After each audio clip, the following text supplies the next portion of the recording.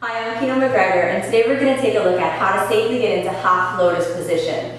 This is a posture that you want to practice patience over the long haul of your practice. If you rush the movement, the weakest joint will probably take a hit, which is your knee joint, and you can avoid that just by going nice and slow. Starting off in Padmasana position, you want to locate the head of as close to the head of the thigh bone as possible, which you can do by finding your trochanters, which are the bony part at the top of the thigh bone, and then you want to let the trochanter start up on the left side, drop back and down. Not because it's right, just because the camera is closer to that angle. So when the trochanter drops back and down, you'll see that the knee points to the side. This is a new posture for you. You want to bring the foot in as close as possible, and you'll notice that the knee joint then closes.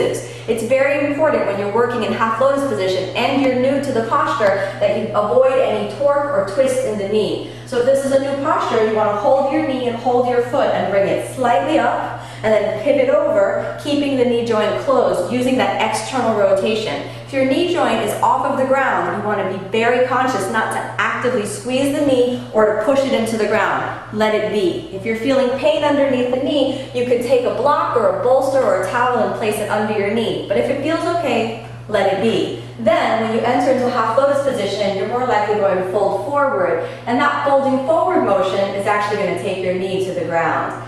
When you exit the posture, you want to exit with the same amount of consciousness coming back to straight. If that was easy for you, there's another way to get into half lotus position that gives you even more external rotation. I'll show you that now.